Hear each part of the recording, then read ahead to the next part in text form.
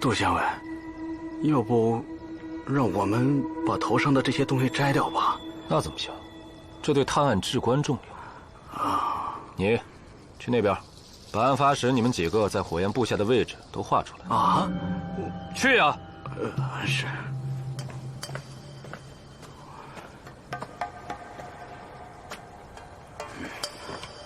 你可认识马奎？认识倒是认识，但不太熟。怎么个不熟法？最多见面打个招呼。哦。那今天你们参与游神，马奎有何异样？倒无异样，他挺高兴的。嘿呀，我这大镰刀虽然是木头做的，但是它的锋利程度绝对能砍死人。嘿嘿，这是啊，我专门找人用最好的木头做的。哎呀，看看，哎，他能不高兴吗？本来这个月七圣刀成员没有他，他是花钱临时买的位置。买？跟谁买？是何必吗？我就是听说，多嘴了。啊，不，这嘴多得好。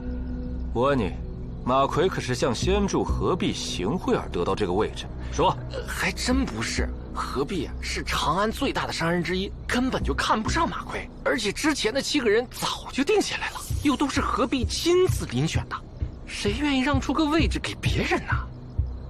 那马奎是在哪儿花的钱呢？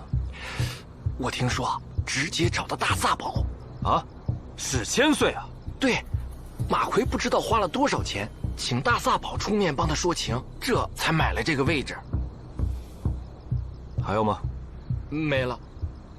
去画押。啊，还要画押呀？我这也是听说的，我也不确定啊。你看那个书里啊，他不是傻子，你说的听说，他就会记听说，懂不懂？去吧。是。哎，你这是怎么了？怎么看着忧心忡忡的？我担心的是啊，这马奎一死，他的买卖怎么办？现在东市，就属他的胡椒生意最大了。嗨，我这是不是瞎操心呢？我这，你做什么生意啊？我是珠宝商，不卖胡椒。不，二位石老板才是做胡椒生意的。小的10千，小的10万。你们跟马奎亲如兄弟啊！顾马奎一死，悲痛欲绝。我也是。哎，都做胡椒生意，还能亲如兄弟，不容易啊。毕竟商人逐利，他的生意最大，没抢你们买卖。哎呀，杜县尉有所不知啊，马奎的生意是我们兄弟2人扶持起来的，他的店铺也有我们的股钱，他的生意做得大，我们也多挣啊。是。原来如此。图画好了吗？画好了，画好了。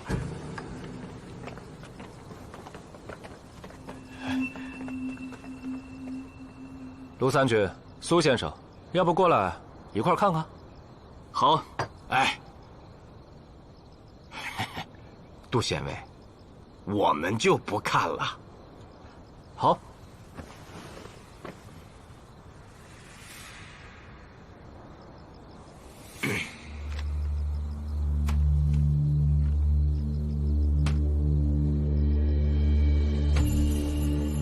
这也看不出什么来呀。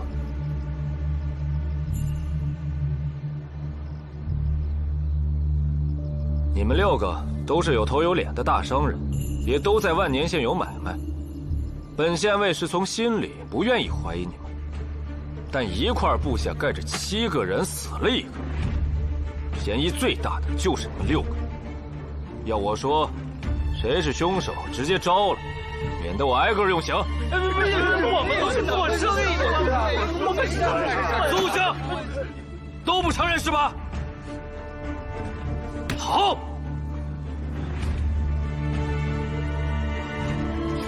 那看来，这凶手就只能是趁乱钻入火焰部下求转运的行人了。那好了，你们可以走了。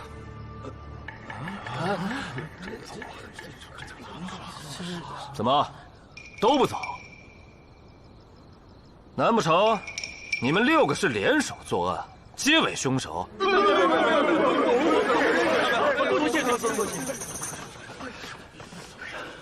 县尉，就这样叫他们走了？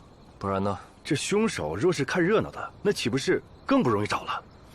探案哪那么容易？可破不了案，咱们万年县不就被长安县给比下去了吗？这雍州府的上官也还在。放肆！你又不是县尉，丢脸也轮不到你。明知上官在此，多什么嘴？下去。是。2位见笑了，这时候也不早了，就快宵禁了。要不然2位先……我们也该走了。杜县尉，多有打扰。哎呀，乍看之下，这个杜玉审案过于儿戏。你真觉得儿戏？当然不是，所以我说乍看之下嘛。那现在呢？现在卢参军一定已经有了自己的想法。哼。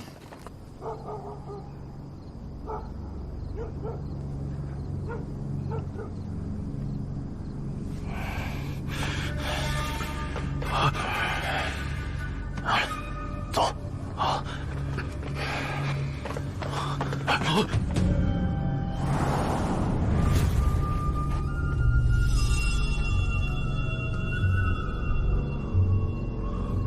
刚从县械出来就要出远门啊？用不用我送你们一程？哥，怎么办？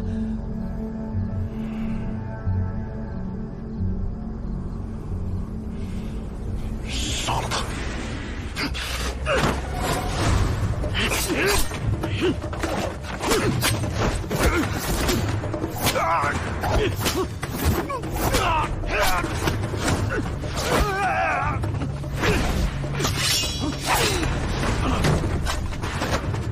阿弟，快跑！我拖住他！跑！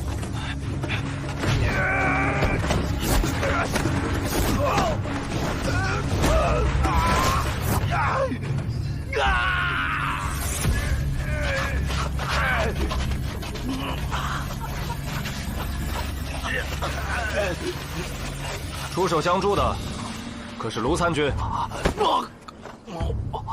正是卢某。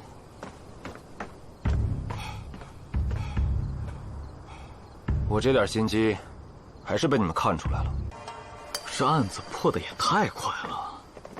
快不是问题，问题是，我得去趟练房。你要重新验尸，理由何在？验过方知。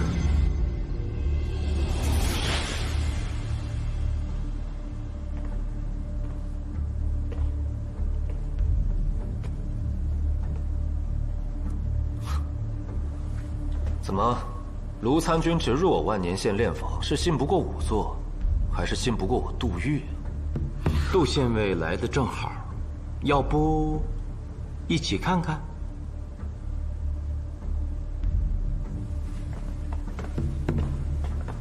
哎，您看，脖颈处血肉模糊，但细看是2道割伤。这2道伤口长短深浅有别，短的这一刀，深不到5分，应是10万所割，但并不是致命伤；长的这一刀，深达1寸7分，食管、气管全部被割断了。1寸7分，在仵作之学上是及时丧命的尺寸。据石氏兄弟交代，他们在偷袭马奎之时，马奎并未反抗，亦不躲闪，应是当时已被人先割了喉。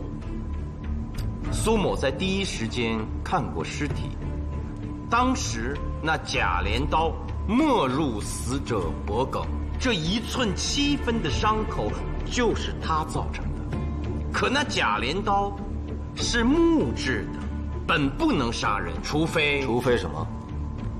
除非有外力，重击刀背，以寸巧之劲，将贾镰刀砸进了他的脖颈，致使其丧命。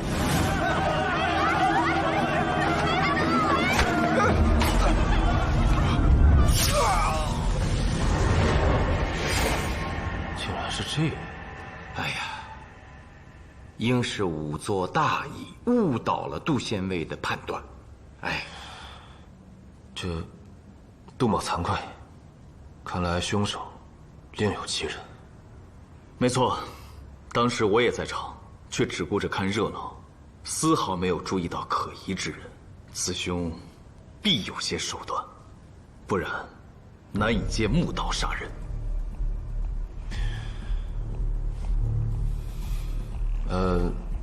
可眼下应当如何查下去？杜某也一时没了主意，还望卢参军不吝赐教。当从马奎的仇人查起，远的不说，被他顶替的那位7圣刀成员，对马奎当心生恨意。对呀，我怎么没想到呢？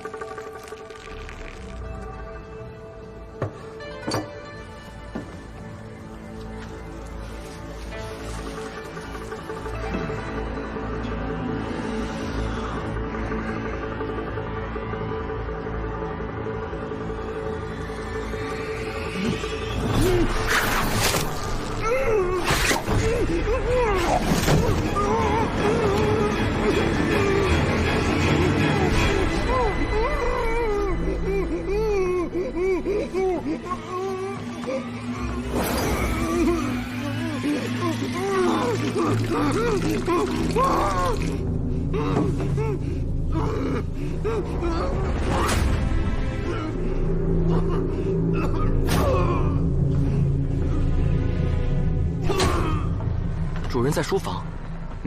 哎，等等啊，何前是没睡还是起得早？嬴政时分在书房？哦，我家主人有失眠之症，之前在何仙住家借住的时候就常有此困扰，最近几月更是严重，只能坐着睡。所以我家主人最喜欢晚上看账，看着看着就睡着了，要不然主人一夜不眠，我们可就遭罪了。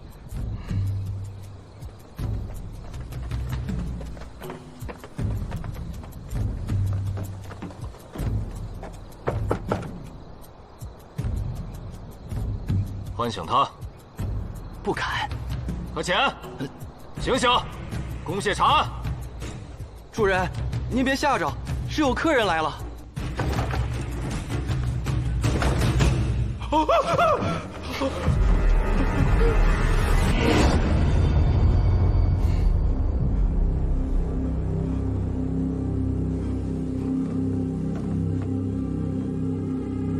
来吧。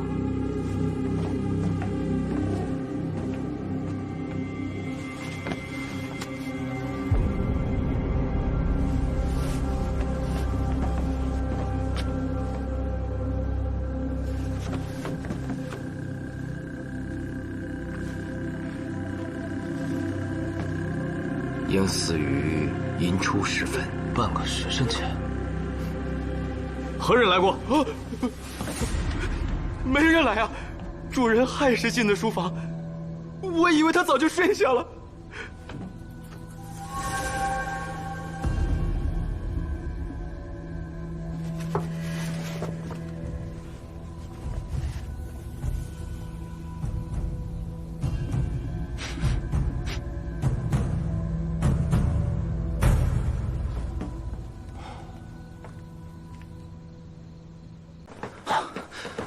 魏县尉，仵作到了吗？还没。怎么还不到？尸体是卢参军和司无名发现的，所以没急着找仵作。卢兄，苏先生，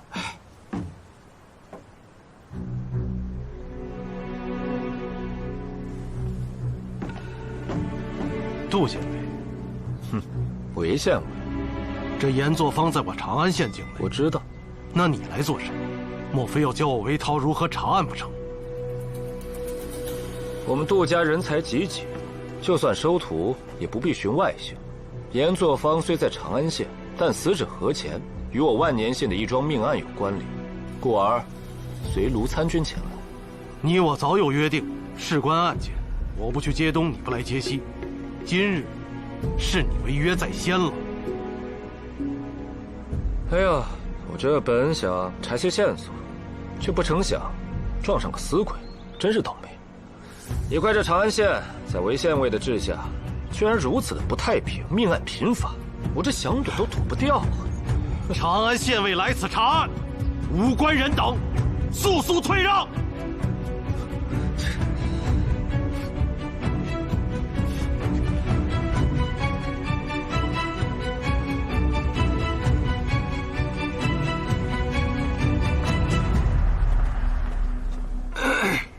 其实杜县尉说的不假，我们确实是在万年县查案，查着查着就查到。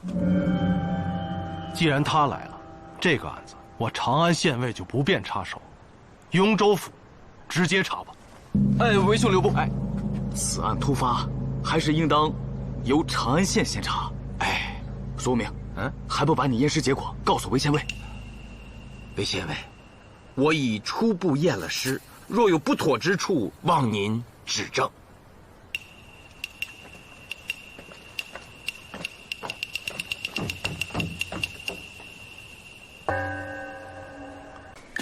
这个是我从盐作坊命案现场发现的，我看那杜县尉也不在意，我就拿回来了。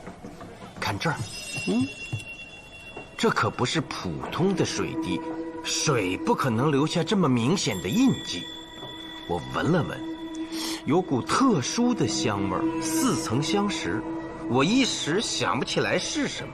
你鼻子最灵，帮我闻闻。我闻闻。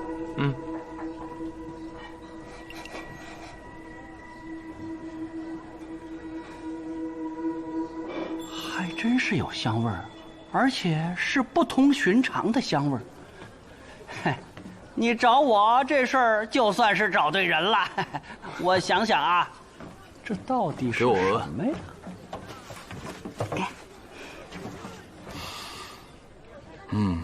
还真挺香。是尿。什么？真的是尿，不信你舔舔。我舔你。鸡师公，哎呀，这可不是普通的尿，这是风梨兽的尿。你拿过来。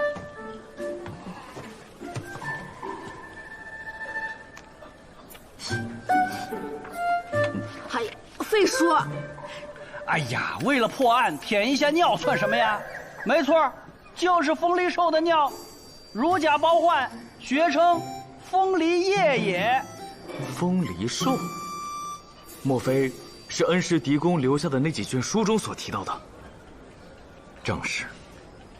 我之所以闻过呀，是因当年我跟随恩师狄公去探望他的一位老友，那位老人家患有风疾，发作起来疼痛难忍，只有服用了这风梨液才能暂缓。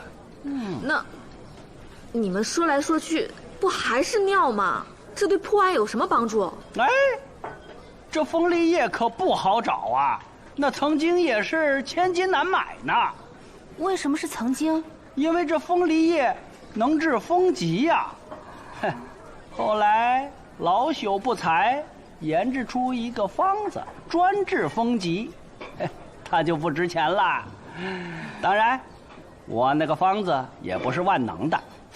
我听说有一种特别顽固的头疼病，我这方子就无效，只有风梨液能克之，故而，如果死者没有这个病，那就是凶手随身携带的，这不就成线索了吗？哎，那得去药铺找吧？哎，药铺没得卖。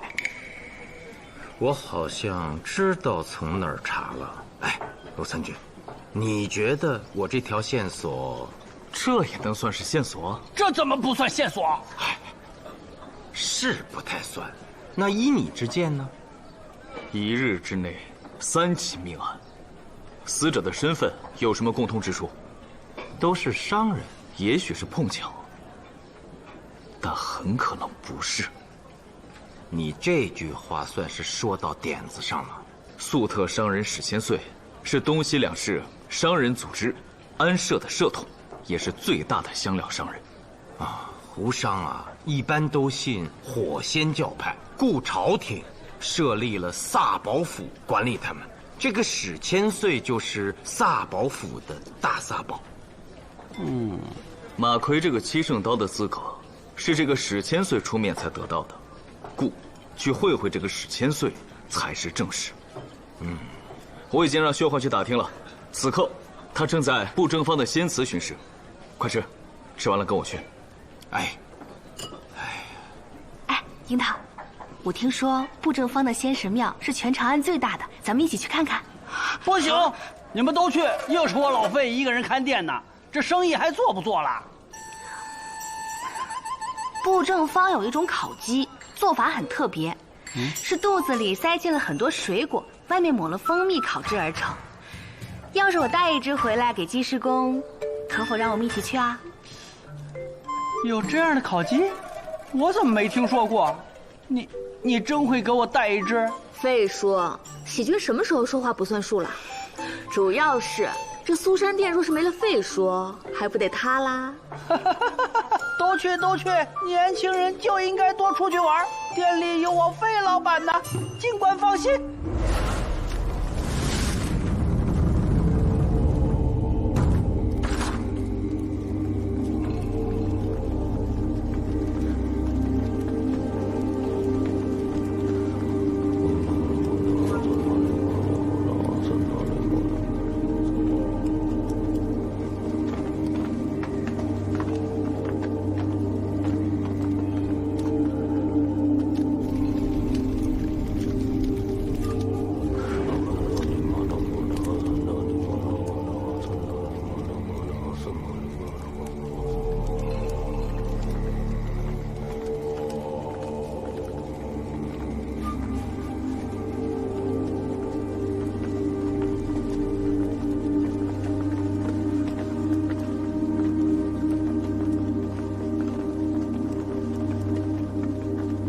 马奎成为本月的七圣刀，确实因我替他说的情，但是我没有拿他的钱。我们并非来查此事，可我要跟你们说清楚，作为安社的社统，我爱护着长安的每一位商人，这也是天子授予我五品官职的原因。成为七圣刀的标准是有影响力的活仙徒。有人觉得马奎并不虔诚，认为他参加七圣刀只是想接神通灵，继续发大财。但我认为他是近期在生意行最有影响力的活仙徒，短短几年就成了东市最大的胡椒商人，这很了不起啊！所以应该给他个机会。至于仇人，应该有吧，但是我认为不应该是商人。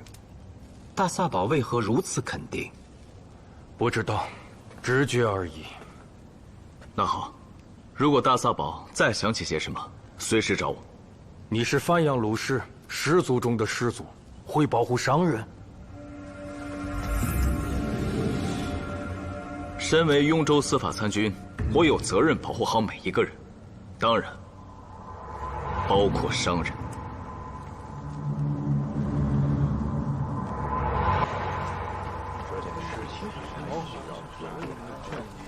喜君，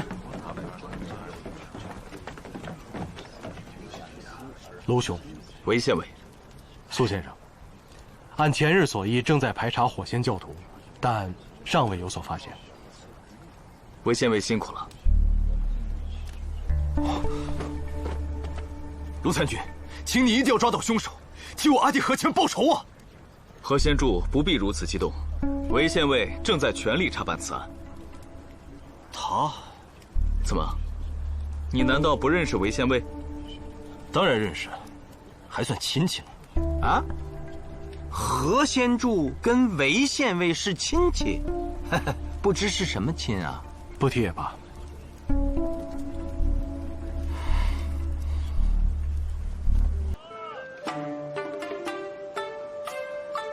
看看，像我不？吃吧，我不怕糖。娘，等我长大了也要给你买糖人吃。乖，小郎君，这个我还没吃呢，要不送给你吧？娘子不可。看到喜欢的东西，没想着自己，却先想着买给母亲，这孩子长大了，定是人中龙凤。先生过誉了。颜真卿谢过先生，借您吉言，我家门第不高，应当奋发读书，不求做人间龙凤，但求为苍生社稷用命。小小年纪，居然有如此志向，苏明佩服。我也佩服。这小糖人儿，姐姐自己想送你，你就收下吧。啊，如此，你便拿着吧。多谢二位了，拿着。娘，您先吃。乖，多谢二位了。不客气，走吧。嗯，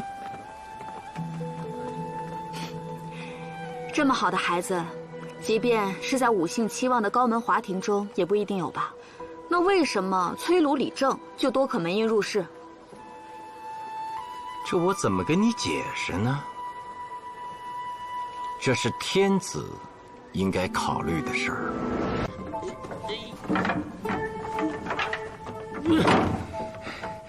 这些个你要是都要，500钱就拿走。算了，咱还是走吧。哎，站住！我说的都是真的，我就问你们，哎，识不识货吧？当然识货，识货呀！啊，那你就闻闻。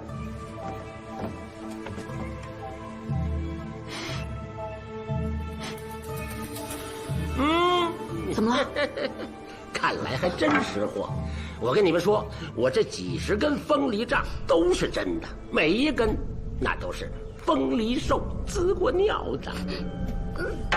哎呀，还真有一股风梨叶的味道，而且很浓郁。这就是凤梨杖了啊！哎，你这风梨杖是怎么来的？那还不容易，让风梨兽往上滋尿不就行了？这么说，您老手上有风梨兽？自然有啊。那风梨兽怎么卖啊？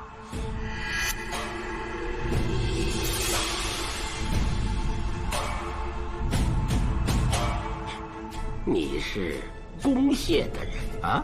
这风梨兽可是在太府寺禁兽名录里的。你来试探，要讹我？嗯？您老看看我像公谢的人吗？我不是，我就想买一只风梨兽给家里的老人治头病。嗨，那就直接买风梨叶不就行了吗？哎嘿，我这有。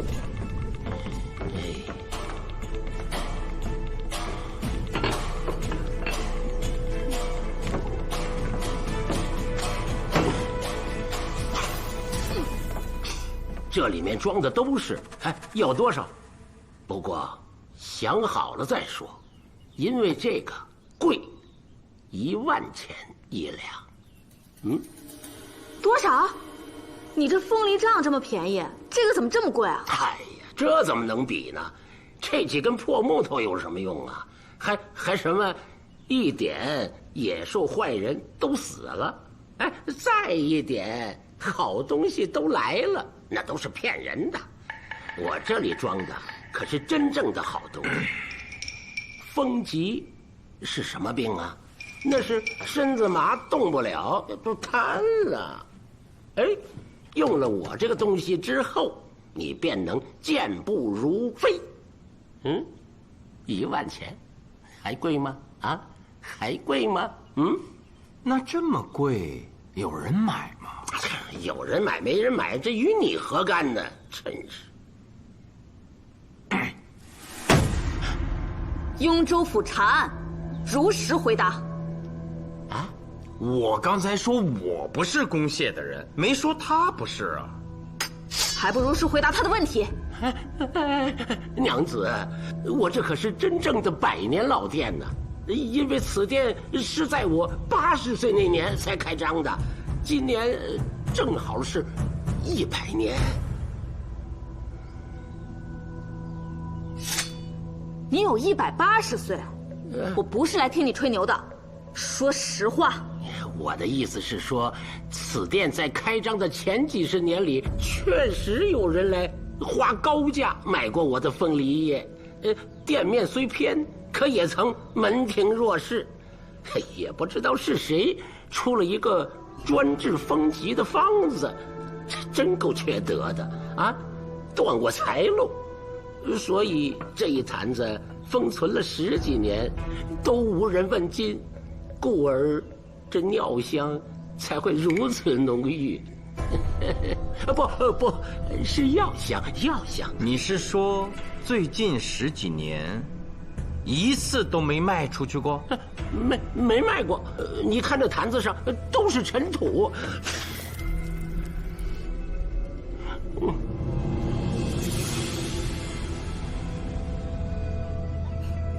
此人狡猾，说的不像实话。你看，攻谢的人怀疑你了，那没办法，只能带你去雍州府司法参军那里审上一审喽。别，我这把老骨头哪儿折腾得起呀？有，都有哪些人买过，我都记在账簿上了。我这就给你们拿来，我这就给你们拿来啊！这要是寻得了重要线索，别忘了给我记功啊！那当然。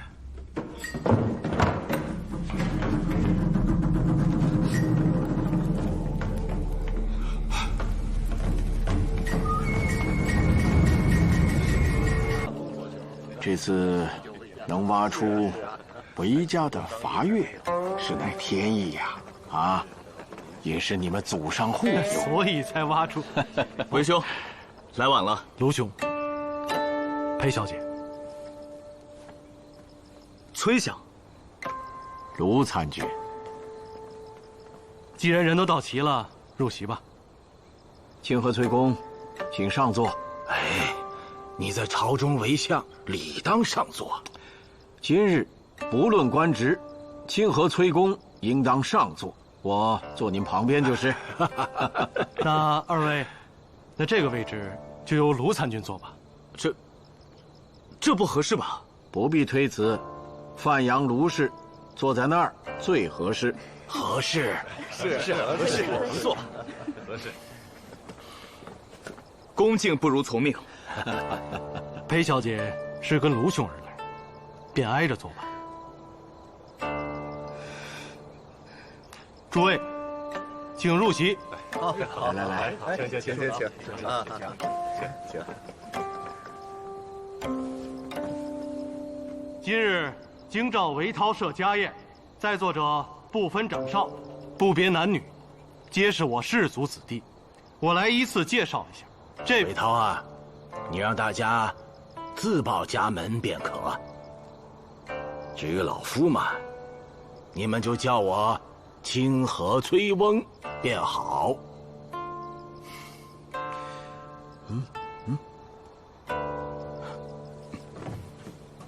范阳卢凌风。柏林崔实。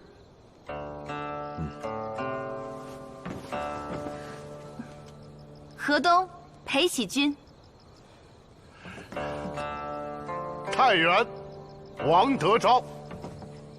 荥阳郑英。琅琊王伯瑜。赵郡李时月。弘农杨轩。河东柳公达。兰陵萧邦。渤海高泰。诸位，请。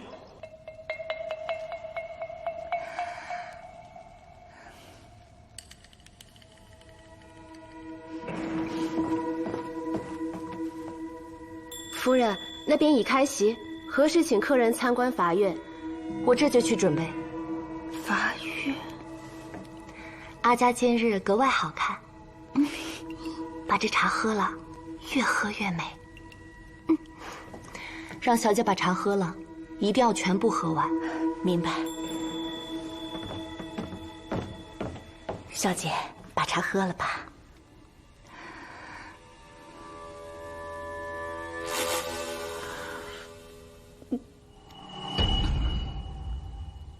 法月，我为是法月，高耸云端。为是公卿，三辅冠佐。先祖为孟，世居齐鲁。沿周礼，习尚书，传鲁诗，家学门风。称扬四海，至为贤为相，辅佐昭宣，封扶阳侯，后迁居长安，3世3公，4世封侯，两汉未尽，人物辈出。及南北朝，南有韦睿，北有韦孝宽，皆为国之柱石。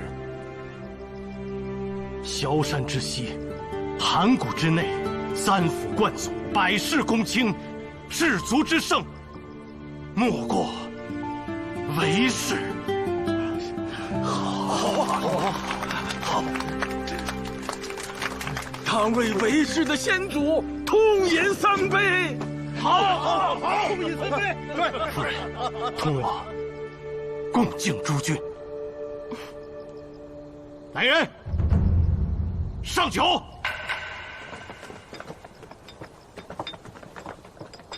韦兄，恭喜韦兄，恭喜恭喜！你是裴侍郎的千金喜君妹妹吧？昔日我在归州于曲江畔踏春之时，我们曾一起打过马球。我想起来了，那时我还小，菊娘姐姐是球场上的佼佼者。难得再次相逢，日后常来常往，一定。来，请。伐越者，立于家门口，记载祖上功德的柱子。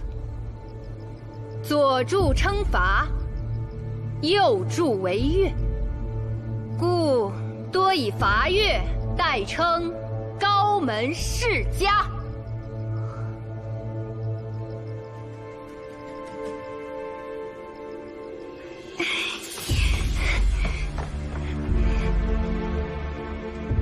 我出身于京兆韦氏，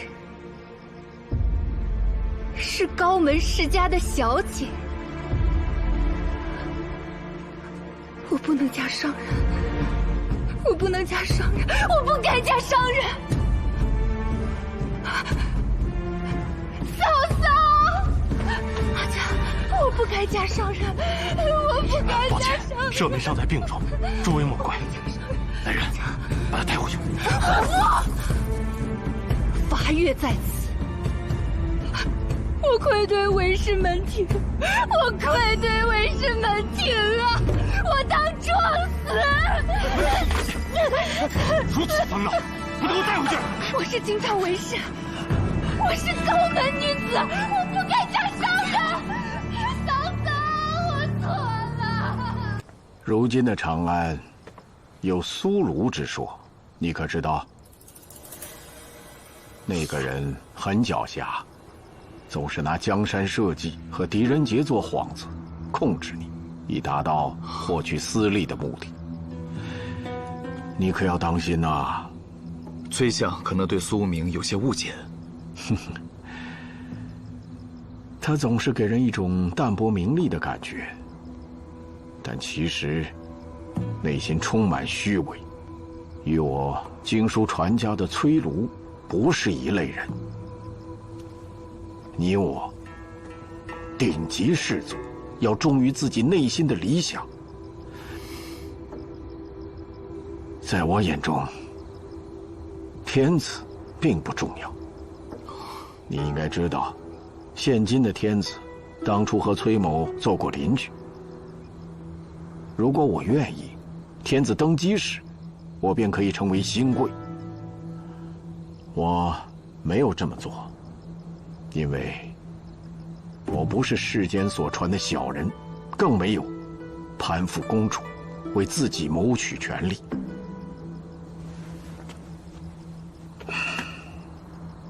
崔某心中的理想，是像北魏重臣崔颢那样，建立一个博学与高官合一的士族朝廷。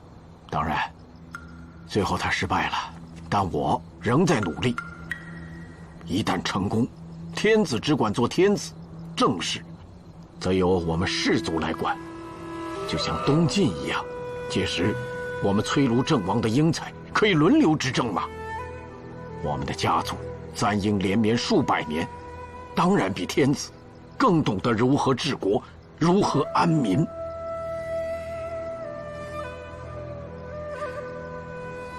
博学与高官合一的士族朝廷，没错。何为士族之贵？首先，是连绵不绝的家学门风，就像你我家族一样。今日你能来赴宴，我很欣慰。自东汉党锢之祸后，这500年，天下士族的命运休戚与共，早就应是一条心，不是吗？今晚我和你说的，可都是肺腑之言。在我心里，崔卢二字大过一切，包括唐天子，也包括我始终跟随、大权在握的公主。王朝不停更替，但在世上享有美誉的不是他们，而是天阶上永远都不会倒下的我们，是吧？崔相的很多话，卢凌风确实颇为认同，只是为什么要跟我说这些呢？天子的性格你应该知道，他在提防我们这些人，他心中所想就是手握大权，远远抛开我们这些士族。而公主一旦取代他，则有可能给我们放权。更何况，公主是你的生母，无论从孝道上，或是从天下士族的理想上来讲，你都应该有所选择。该站哪边，你心里应该清楚。区区司法参军，太委屈范阳卢氏了。出将入相，待天子治理天下，才是你卢凌风的未来。这家的主人韦涛，现在虽只是一名县尉，但出身华贵，以后是你我能用之人。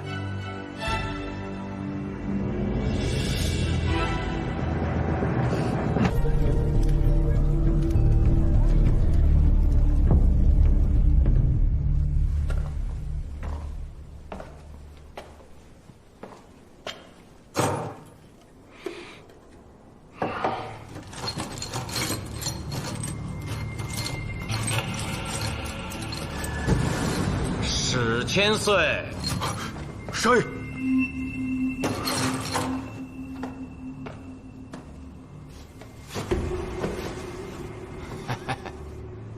苏明见过大撒宝。苏明，今日在布政坊，咱们不是才见过吗？不会这么快就把我忘了吧？你跟踪我？那倒不是，偶遇而已。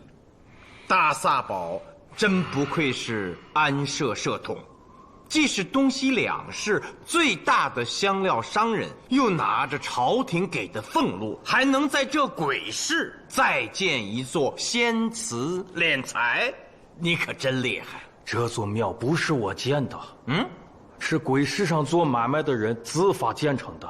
我今天来也不是为了敛财，而是真心祈祷。据说在鬼市更能接近亡灵，而这些所得我会捐给安社，为那些惨死的商人们料理后事。照这么说，除了花府、马奎和钱之外，还有别的商人也死了？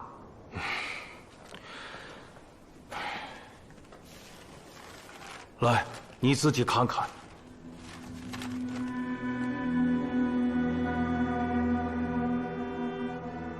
居然有6人之多。对，都是10日以内失踪的。萨保府整理了这份名单，除了姓名之外，还有他们做什么买卖、失踪的大概时间，还有最后见到他们时所在的地方。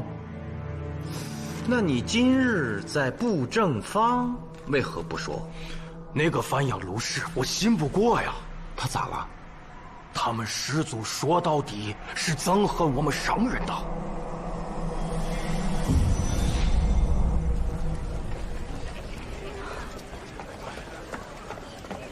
费叔也不知道跑哪儿去了，鬼市这么大，该去哪儿找？哎，长安里方图你带了吗？带了。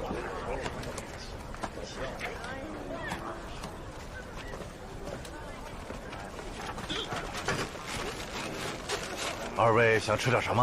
啊，借你盏灯一用。喏。兴道安人安逸，善和大安重化。花福死于丰乐坊，